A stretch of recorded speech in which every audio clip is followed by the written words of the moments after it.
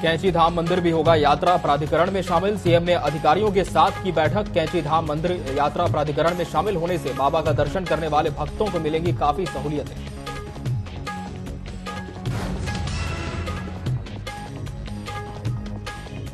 लोकसभा चुनाव के exit poll से भाजपा कार्यकर्ता काफी उत्साहित। उत्तराखंड की 5 सीटें फिर भाजपा की झोली में आने की उम्मीद। सीएम धामी ने कहा कि एग्जिट पोल में जो आंकड़े आ रहे हैं, एनडीए उससे ज्यादा सीटें जीतेगी।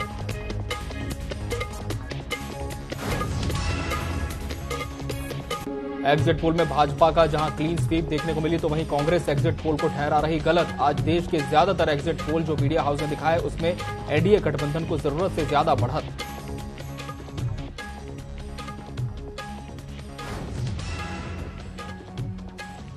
बिना परमिशन मिट्टी खनन का कारोबार करने वालों पर जल्द होगी कार्रवाई। इसके अलावा अवैध मिट्टी खनन पर सीधे उप जिलाधिकारी और पुलिस को दिए जाएंगे निर्देश, जिससे अवैध मिट्टी खनन का कारोबार न होने पाए।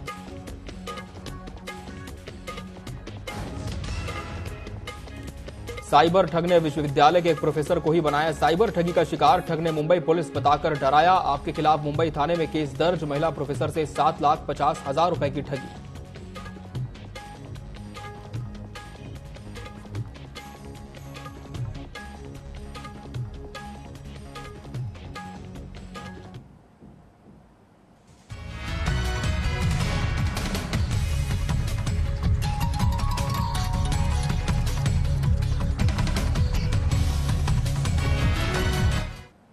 नमस्कार, बहुत स्वागत है आपका न्यूज अपडेट में। मैं हूं आपके साथ अमित शर्मा। शुरुआत करते हैं खबरों की। लोकसभा चुनाव के लिए सभी 7 चरणों की वोटिंग खत्म होने के बाद शनिवार देर शाम एग्जिट पोल जारी हुआ। एग्जिट पोल के जारी होने के बाद पक्ष और विपक्ष के तमाम नेताओं की प्रतिक्रिया सामने आ रही है। एग्जिट पोल को लेकर कांग्रेस प्रवक्ता गरिमा दौसानी का कहना है कि आज देश के ज्यादातर एग्जिट पोल जो मीडिया हाउस दिखा रहे हैं, उसमें एनडीए गठबंधन को जरूरत से ज्यादा ही बढ़त दिखाई दे रही है। इन एग्जिट पोल्स के दावों पर उन्होंने कहा कि ये दावे हैं, दावों का क्या, कई बार एग्जिट पोल झूठे साबित हुए हैं।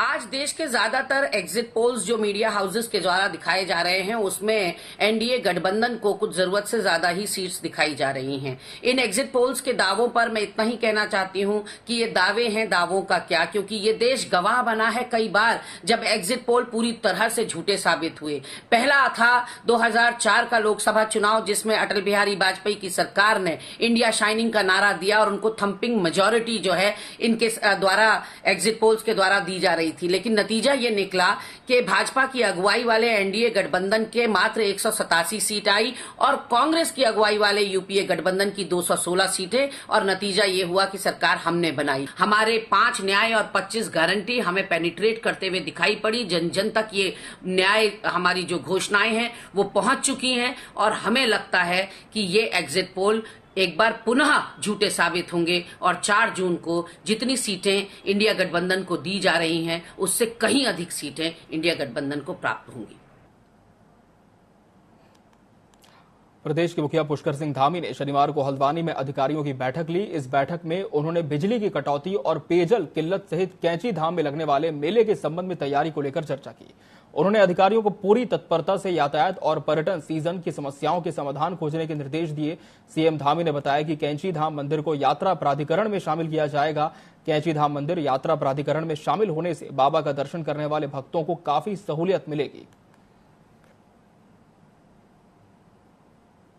होने के कारण से ट्रांसफार्मर इत्यादि बार बार खराब हो रहे थे, लाइन लॉसेज ज़्यादा है, उसको ठीक करने के लिए कहा है और विभाग जो है इस पर योजना बनाएगा। और फिलहाल शॉर्ट टर्म जो अभी तात्कालिक जो परेशानी है, उस परेशानी से हमने कहा है कि उसका रास्ता निकाला जाए, जिससे कि लोगों को दिक्कत न हो। और उसके अलावा दीर्घकालिक योजना पर काम होगा और उसमें यूपीसीएल और पिटकुल दोनों ही मिलकर इस पर काम करेंगे, जिससे कि जो है जो नए जो बिजली घर बनाए जाने हैं उन पर भी काम होगा और सब स्टेशन इत्यादि जो बनने हैं। कल भी मैं इसमें एक मीटिंग करूंगा और आज देहरादून में मैं प्रातःकाल यहाँ आने से पहले इस संबंध में मैंने सारे दिशा निर्देश ऊर्जा सचिव को और ऊर्जा विभाग के सभी अधिकारियों को दिए हैं। लोकसभा चुनाव के एग्जिट पोल के आंकड़ों से भाजपा कार्यकर्ता काफी उत्साहित हैं। एग्जिट पोल में उत्तराखंड की 5 सीटें फिर भाजपा की झोली में आने की उम्मीद है। हालांकि 4 जून को मतगणना के बाद ही अंतिम परिणाम आएंगे। मुख्यमंत्री पुष्कर सिंह धामी ने कहा कि एग्जिट पोल में जो आंकड़े आ रहे हैं, एनडीए उससे ज्यादा सीटें जीतेगी। नरेंद्र मोदी एक बार फिर से प्रधानमंत्री बनने जा रहे हैं। उत्तराखंड भाजपा के प्रदेश अध्यक्ष महेंद्र भट्ट ने दावा किया कि उत्तराखंड की सभी 5 लोकसभा सीटों में भाजपा के सभी 5 प्रत्याशी दोगुने अंतर से जीतने जा रहे हैं।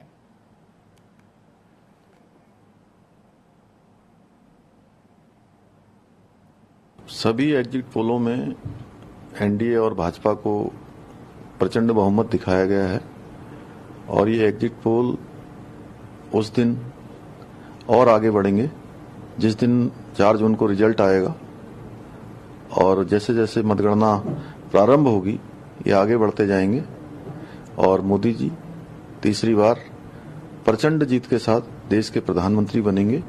ये जीत भारत के मोदी जी के 140 करोड़ परिवारजनों की जीत है, उनकी नीति और नीयत की जीत है।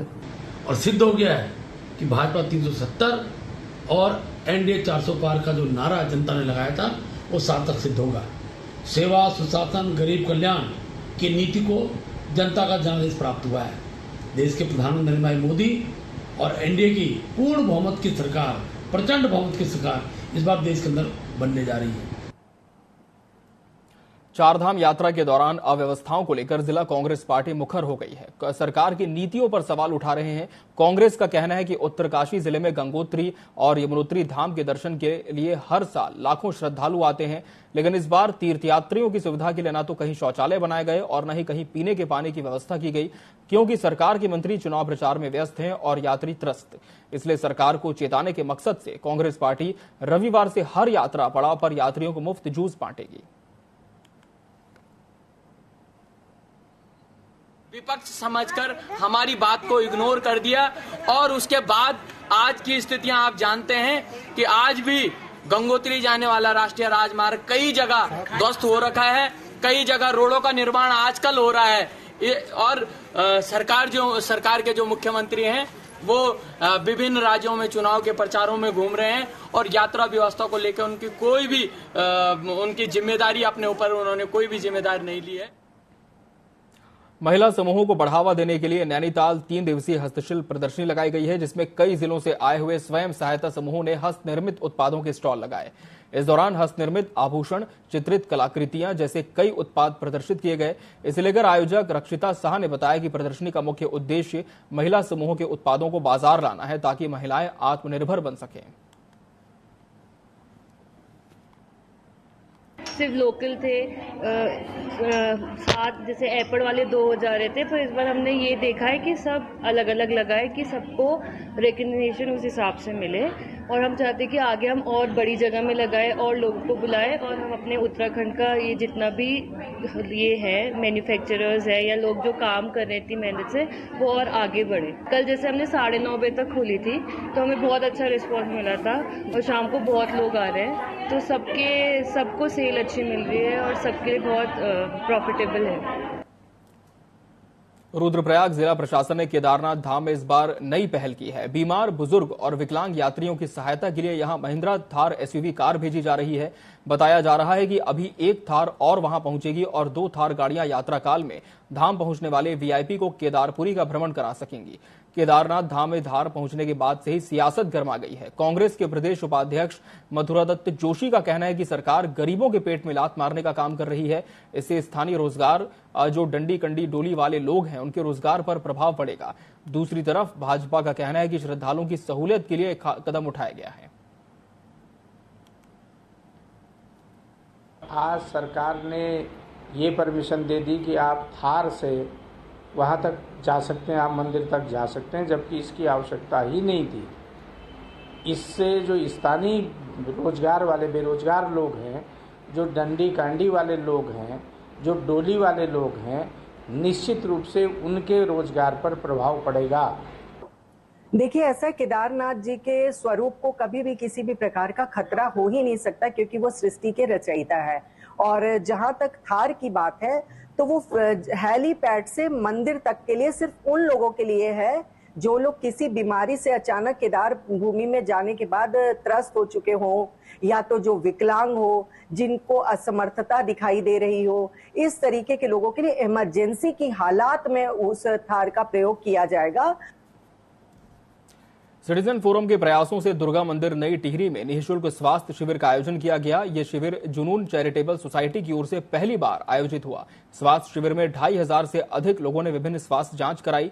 इसके साथ ही अन्य गहन बीमारियों की जांच भी हुई। शिविर में sugar, haemoglobin, uric acid, lipid, HbA1c, ECG, PFT तमाम जांचें की गई। शिविर में बड़ी संख्या में चिकित्सकों की टीम, जिसमें 35 विशेषज्ञ डॉक्टर, पैरामेडिकल स्टाफ और सहायक मौजूद रहे। 31 तारीख के शाम की घटना है। एक युवती द्वारा थाने पर तहरीर दी गई, जिसमें उसने बताया कि उसके पूर्व परिचित 3 युवक थे जिनके साथ वो गई हुई थी। बाद में उन्होंने उसके साथ यौन दुर्व्यवहार किया। इस संबंध में थाने पर सुसंगत धाराओं में भी पंजीकृत किया गया है। अभियुक्तों को हिरासत में लिया गया, पूछताछ की जा रही है और अग्रिम वैधानिक कार्रवाई कराई जा रही है। हल्द्वानी खाद्य सुरक्षा विभाग की टीम ने कुमाऊं के सबसे बड़े फल सब्जी मंडी में छापेमारी की। तरबूज के साथ साथ अन्य फलों के नमूने लेकर जांच के लिए भेजे गए। उप निदेशक खाद्य सुरक्षा विभाग अनुज थपलिया ने बताया कि शिकायत मिल रही थी कि तरबूज के अलावा अन्य फलों को केमिकल और इंजेक्शन से पकाया जा रहा है। जहां शिकायत के बाद छापेमारी की गई, वहीं उन्होंने आगे कहा कि जांच रिपोर्ट आने के बाद ही आगे की कार्रवाई की जाएगी। तो इसमें मंडी में पहले हम लोगों ने निरीक्षण किया, तो मंडी में जो केले का जो पकाने की जो व्यवस्था है, आम की उसकी जो पकाने की व्यवस्था है और जो तरबूज है, इन चीज़ों का निरीक्षण किया है। तो कुछ हमने केले के और आम के सैंपल लिए हैं, उनको लैब में भेजा है। और उसके अलावा तरबूज का हमने मौके पर निरीक्षण किया है। तो मौके पर देखने में तो ठीक लगा है, लेकिन लैब में भेजा है, जैसे भी रिपोर्ट आई उस हिसाब से कार्रवाई करेंगे। रुड़की की नवीन मंडी में खाद्य विभाग की टीम ने छापेमारी की, जिसे लेकर खाद्य सुरक्षा अधिकारी RS रावत ने कहा कि मार्केट में फलों में रंग और इंजेक्शन की शिकायत मिल रही थी, जिसके चलते मंडी का निरीक्षण किया गया, लेकिन ऐसी कोई बात सामने नहीं आई। फिलहाल कुछ फलों के सैंपल जांच के लिए भेजे गए हैं। हमें अभी तक जो है निराधार प्राप्त हुई हैं। हमने ज्वालापुर मंडी और रुड़की मंडी का सर्वे भी किया और प्रथम दृष्टया जो भी हमने जांच की है, इनिशियली जांच हम जो कर सकते थे हमने की है। उसमें हमें कुछ भी ऐसा नहीं मिला कि कहीं कलर मिला हो या कोई कलर किया गया हो। तरबूज में आ रही है, कई सारे फलों में आ रही है। कोई कह रहा है इंजेक्शन लगाया, कोई कह रहा है कलर लगाया जा रहा है, कोई कह रहा है कार्बाइड से पकाया जा रहा है। मैं आपके माध्यम से बताना चाहता हूं कि इथाइलिन के राइपनर जो है ये मार्केट में अवेलेबल है और सारी दुकानों पे पेटियों को खोल करके हमने एक एक पेटी खोल के चेक की हमने, उसमें यही मिला। कार्बाइड की जो संभावनाएं हैं वो नगण्य है और है ही नहीं, कम से कम 0 मान के चलिए। चंपावत जिले के कांग्रेस के पूर्व विधायक हिमेश करकवाल ने बिजली कटौती को लेकर विरोध प्रदर्शन किया। पूर्व विधायक ने कहा कि ये जो मुख्यमंत्री का तथाकथित चंपावत मॉडर्न जिला है, यहां जनता बिजली कटौती से त्राही त्राही कर रही है। उन्होंने महामहिम राज्यपाल को ज्ञापन भेजा, जिसमें उन्होंने मॉडर्न जिले में विद्युत आपूर्ति और जनता की मूलभूत सुविधाएं पूरी करने की मांग की। तथाकथित मुख्यमंत्री का मॉडर्न जिला चंपावत है, इसमें पूरे जिले में विद्युत आपूर्ति के न हो पाने के कारण जनता त्राही कर और इस सरकार के कानों में जूं तक नहीं रेंग रही है। मुख्यमंत्री कुमाऊं मंडल की समीक्षा हल्द्वानी में बैठ के करते हैं, उनको नहीं दिखाई दे रहा है कि अपनी विधानसभा अपने ही जिले में विगत 1 माह से 1.5 माह से 2 माह से अघोषित विद्युत कटौती चल रही है। आज तक कभी इतनी विद्युत कटौती नहीं हुई।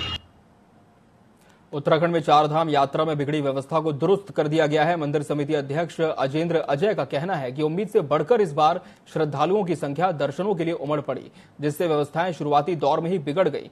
सरकार ने 4 धामों की व्यवस्था को गंभीरता से लेते हुए पुलिस और प्रशासन की मदद से जल्द ही व्यवस्था बना ली और अब किसी भी तरह की दिक्कतें धामों में नहीं है। देखिए, आप जानते हैं इस वर्ष जो 4 धाम यात्रा में बड़ी भारी संख्या में श्रद्धालु तीर्थयात्री उमड़े हैं धामों में। और हमारे जो धाम है उच्च हिमालयी क्षेत्र में अवस्थित है, वहाँ पर भौगोलिक परिस्थितियां विकट है, मौसम भी चुनौती बना रहता है। लेकिन इसके बावजूद शुरुआती दौर में कुछ कठिनाइयां अवश्य हुई, लेकिन प्रदेश सरकार के स्तर से माननीय मुख्यमंत्री जी के मार्गदर्शन में जो यात्रा व्यवस्था से संबंधित जो भी विभाग है, एजेंसियां, सबने बहुत तत्परता के साथ में समन्वय स्थापित करके कार्य किया और जो यात्रा व्यवस्था है हमारी वो सुचारू रूप से संचालित हो रही है और अभी किसी प्रकार की कोई कठिनाई नहीं है। और जो भी यात्री श्रद्धालु हमारे धामों में पहुंच रहे हैं उनके सुगम और सुरक्षित तरीके से दर्शन हो, इसके लिए हम निरंतर प्रयास कर रहे हैं। सरोवर नगरी नैनीताल में मौसम का मिजाज बदला दिखा। बीती देर रात तेज बारिश से तापमान में भारी गिरावट आई, जिससे लोगों को उमस भरी गर्मी से राहत मिली है। आपको बता दें, पिछले कई दिनों से जहां तराई क्षेत्र में झुलसा देने वाली गर्मी से लोग बेहाल थे, वहीं नैनीताल में भी इस बार तापमान 30 डिग्री सेल्सियस तक पहुंच गया था। हमेशा ठंडे रहने वाले नैनीताल में भी लोगों को पंखे और कूलर की जरूरत महसूस होने लगी थी। शनिवार रात भारी बारिश होने से तापमान सामान्य हो गया। इसके चलते पर्यटकों ने भी बारिश का जमकर लुत्फ उठाया। उत्तराखंड वन्य जीवों के हमले से त्रस्त है, जिसके चलते आए दिन हमले की घटनाएं सामने आती हैं। बारिश में चिंता और बढ़ने लगती है, क्योंकि बारिश के दिनों में वन्य जीवों के हमले की घटनाएं बढ़ जाती हैं, जिसके लिए वन विभाग ने पहले ही तैयारियां शुरू कर दी, ताकि आने वाले समय में वन्य जीवों के हमले से लोगों को बचाया जा सके। साथ ही लोगों से अपील की है कि अपने घर के आसपास साफ सफाई और लाइटिंग का पूरा ध्यान रखें। ये देखा गया है कि उत्तराखंड में मानव मृत्यु की सबसे ज्यादा घटनाएं सांप काटने से होती हैं, और उसके लिए जो मुख्य रूप से जो वन प्रभाग है जहां ये घटनाएं सबसे ज्यादा होती हैं उनको चिन्हित किया गया है। उनको भी निर्देशित किया गया है कि इसके लिए विशेष तैयारी करें। सांपों को पकड़ने के लिए जो टीमें बनाई गई हैं उसके लिए दिशा निर्देश अलग से जारी किए गए हैं। लंबे समय से बारिश का इंतजार कर रहे दून वासियों को जून की पहली रात बड़ा सुकून दे गई। इस साल गर्मी का नया रिकॉर्ड बनने के बाद शनिवार को दून का मौसम अचानक बदल गया। देर शाम बौछार और रात को हुई झमाझम बारिश से रात का न्यूनतम तापमान सामान्य होने के साथ ठंडी हवाओं से लोगों ने राहत की सांस ली। मौसम विज्ञान केंद्र के ताजा अपडेट के मुताबिक राज्य में बारिश और आंधी तूफान की गतिविधियों से बढ़ती गर्मी और लू से लोगों को राहत मिलने वाली है। मौसम विज्ञान केंद्र के निदेशक ने बताया कि ऐसी स्थिति 5 जून तक बनी रहेगी। बीते शुक्रवार को देहरादून की गर्मी ने 157 साल का रिकॉर्ड तोड़ 43.2 डिग्री के साथ नया कीर्तिमान बनाया था।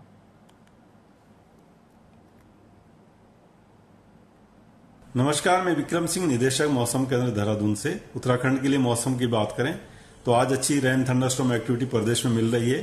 तो पहाड़ों में कुछ जगहों तक में और प्लेन्स में भी एका दुक्का जगहों में ये देखने को मिलेंगी। और इसकी वजह से जो तापमान अभी तक सामान्य से ऊपर बने हुए थे, हीट वेव कंडीशन बनी हुई थी, तो उसमें कल से जो है आप देखेंगे 2 तारीख जून से जो है हीट वेव कंडीशंस खत्म हो जाएगी उत्तराखंड में। और आज जो अगर देखें तो 1 तारीख जून में हीट वेव कंडीशन जो कुछ जगहों तक में जो है हिल्स में और एका दुक्का जगहों में प्लेन्स में वो रही है, खासकर गढ़वाल रीजन के। और बाकी टेम्परेचर सब डाउन हुए हैं जो थंडरस्टॉर्म एक्टिविटी हुई है उसकी वजह से। चमोली के नंदा देवी राष्ट्रीय पार्क के अंतर्गत जंगलों में भीषण आग लगी है, जिसके चलते 2 हेक्टेयर जंगल जलकर खाक हो गया। मामले की सूचना मिलते ही वन विभाग और फायर ब्रिगेड की टीम मौके पर पहुंची। फिलहाल आग पर काबू पाने की कोशिश जारी है।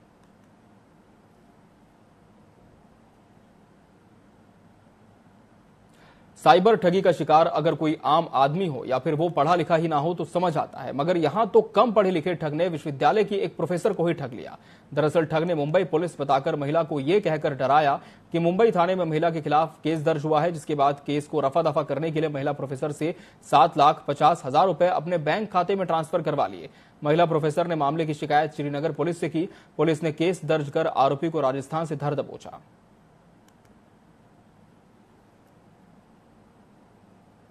साइबर अपराध में आजकल एक गैंग सक्रिय हुई है, जिसमें इस गैंग के द्वारा लोगों को फर्जी मैसेज या कॉल करके परेशान किया जाता है और उनसे पैसे भी एक्सटॉर्ट किए जाते हैं।